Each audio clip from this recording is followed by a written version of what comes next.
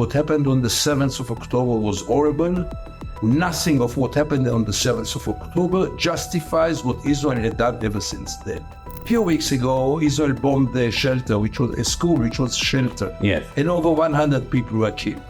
You know that the main newspapers in Israel didn't even mention it. Israel is speaking only one voice and is not ready to hear any alternative voice. Nothing. Open TV and you will understand that you don't need any pressure in order to make the Israeli TV look like a Russian propaganda TV. I lost friends because people say, no, after the 7th of October, don't tell us about the Palestinian sacrifice or the Palestinian suffer. We don't want to hear it. It doesn't interest. They deserve it. They all deserve it. To the argument that Israel makes frequently, that the civilian death count is because Hamas is using human shields and they're fighting from civilian areas. I believe that even Hamas could have been a different organization if Israel would have treated the Palestinians as equals. I'm jogging in the morning in the park and there's a woman that every morning at 6 o'clock when she sees me, she screams, "Traitor, traitor!"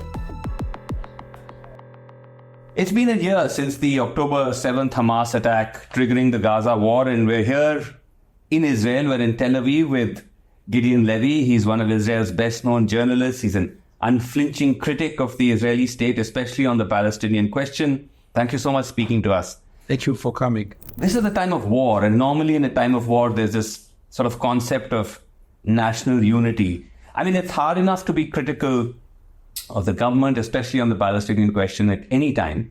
But now, in this time, you remain as fiercely critical as ever. In fact, one of your recent pieces in the newspaper Haaretz, which is a leading Israeli paper, is titled, "Israeli Society Has Truly Fallen to Cruelty, Violence and Apathy. Just look at us."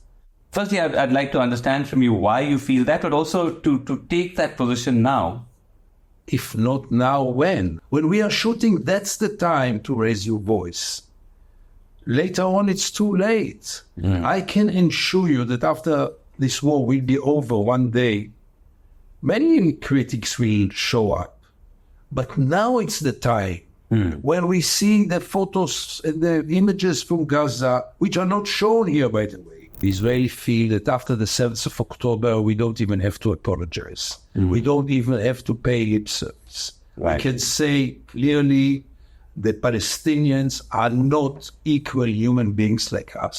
Look at the 7th of October and draw the conclusions that we claim for years. They are not human beings like us. We are moral and they are the barbaric Palestinians. You know, there's this question of never again, which always comes up, that this was this Israeli concept that once we go through the Holocaust, we will never allow for that to happen again. And it seems to have at its heart a paradox, which I'd love for you to explain. After the Holocaust, we have the right to do whatever we want. After the Holocaust, nobody will tell us what to do. After the Holocaust, we can ignore international law and international institutions. We can ignore morality and anything because we are the victims. We are the only victims in history, and therefore we have the right to do whatever we want. So what you see when you see the protests on the streets of Tel Aviv and elsewhere from outside the country, it has nothing to do with it. It's got nothing to do with the war. No. It's got nothing to do with the sort of atrocities of the war. Exactly. It's to do with bring back the hostages and perhaps anti-Netanyahu protests. Exactly. I couldn't phrase it better. The problem is that the world changed and Israel is still the darling of the West and darling of the United States.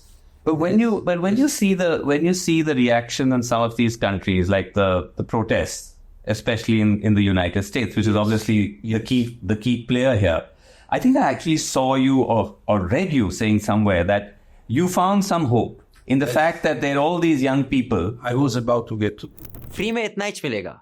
To watch the full unedited interview, you have to subscribe to News Laundry and pay to keep news free.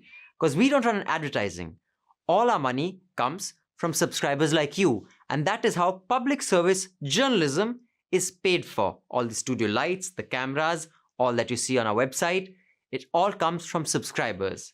So do subscribe, click on the subscription link, watch all the interviews unedited, and pay for public interest journalism.